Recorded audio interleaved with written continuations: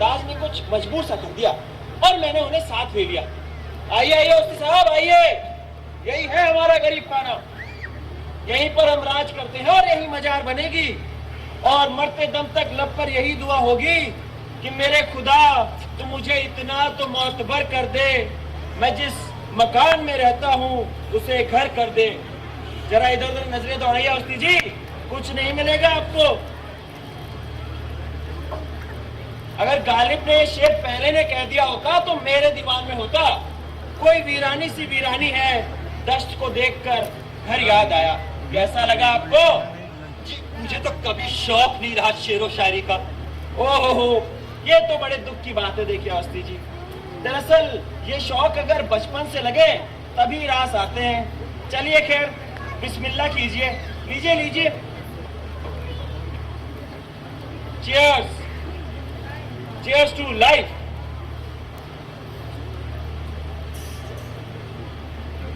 अजी क्या हुआ, सोच क्या रहे हैं? जी मैं कुछ नहीं।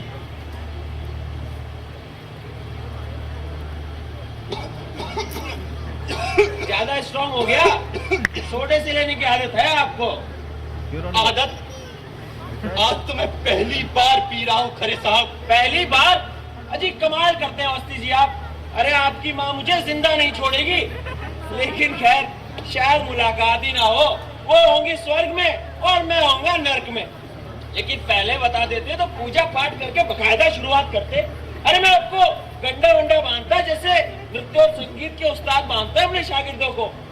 खैर लीजिए लीजिए, cheers, cheers to your lost virginity. एक बात पूछो उस्ती जी। पूछिए।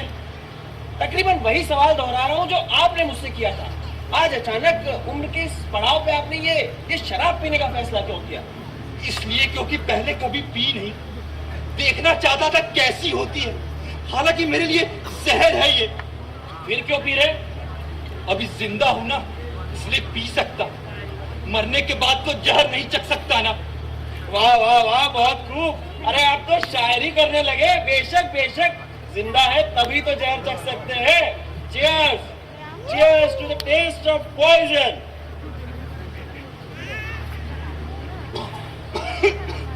अरे आप ऐसे ना पिए, साथ में कुछ लेते रहे।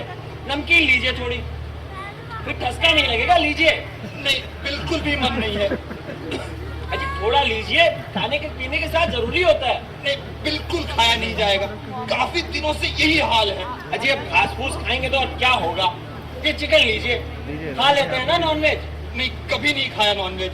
तो फिर रहने दीजिए, मगर थोड़ा कुछ जरूर लीजिए। चिकन कैसा होता है ये खाने में?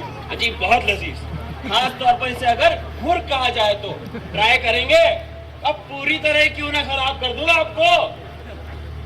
नहीं खरे साहब, आप ही कहते हैं ना, ये शौक अगर जवानी में लगे तभी रास आते हैं। Now it's too late. No sir, it's never too late. वैसे लेट से ख्याल आया, आपने घर में खबर तो की थी ना? कहीं आपकी बहू और बेटा फिक्र तो नहीं कर रहे होंगे आपकी?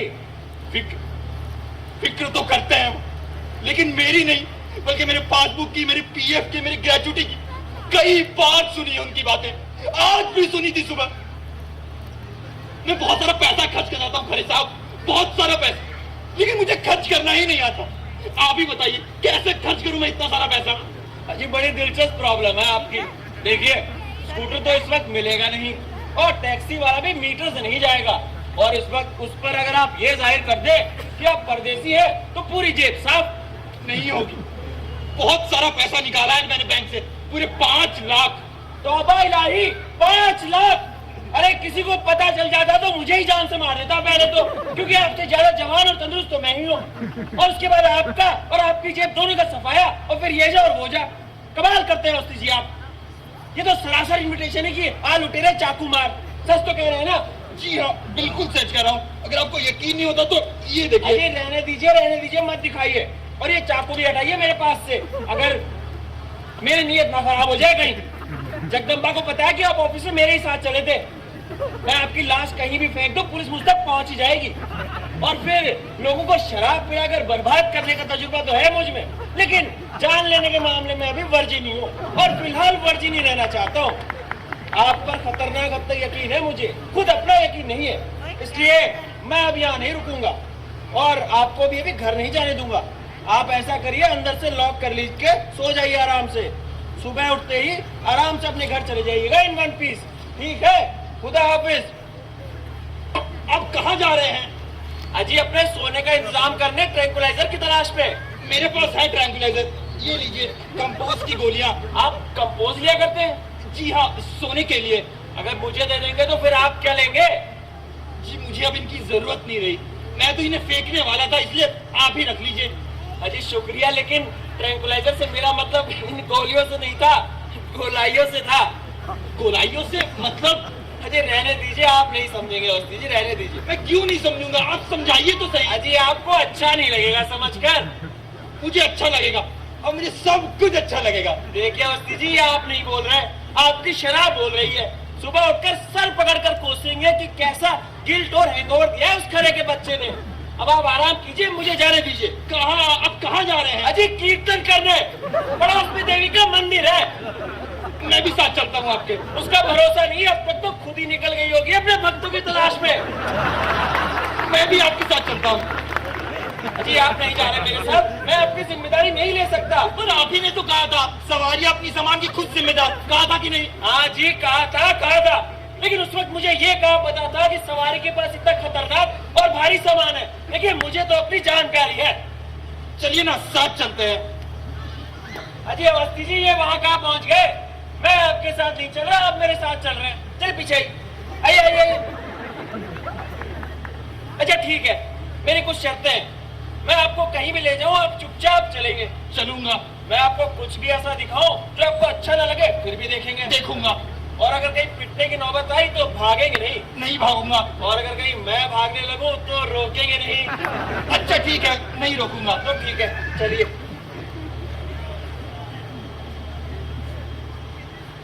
उसके बाद शाम और दिलचस्प हो गई। घर से निकलने के बाद मैं थोड़ा झिझक रहा था, मगर अवस्थी साहब ने मुझे मेरी शर्तों की याद दिलाई और कहा कि मैं उन्हें उस सब जगह दिखाऊं जो उन्हें नहीं देखनी चाहिए। तो फिर हम एक सस्ते से कैबरे जॉइंट, एक शालीन से नाइट क्लब और फिर खैर हम जहां भी गए अवस्थी साहब चौकन्ने होकर बल्कि पागलों की तरह नजारे देखते रहे। यहाँ तक कि मुझे खुद थकान सी होने लगी, नींद आने लगी। और फिर रात के आखिरी पहर में जब हम सड़कों पे घूम रहे थे टैक्सी की तलाश में, तो अवस्थी साहब गुनगुनाने लगे। वाकई अवस्थी साहब गुनगुनाने लगे। मुझे तो खुद यकीन नहीं आ रहा, गीत जितना दिल उदास था उतना ही उदास, जैसे उन्हें कोई शौक रास ही ना आया, जैसे खुदफरेबी के सामान में उनकी कोई दिलचस्पी ही न रह गई। सुना हसीन तुमसे जो आने वाला पल है, आता नहीं कभी भी, बस आज है रवानी, थोड़ा तो प्यार कर ले, थोड़ा तो प्यार कर ले, थोड़ा तो प्यार कर ले। उस शाम अवस्थी साहब से नजदीकी मुलाकात का इनाम यह था कि मैंने जाना कि वो फर्नीचर का टुकड़ा नहीं, कुर्सी पर बैठी जिंदा लाश भी नहीं, बल्कि धड़कते दिल वाले एक इंसान है। अगर कभी मौका मिला और उमेश जी ने चाहा तो बांट लूंगा ये शाम उनसे, मगर क्या वो अपने पिता को समझ पाएंगे? मुझे तो शक है। अरे लक्ष्मी,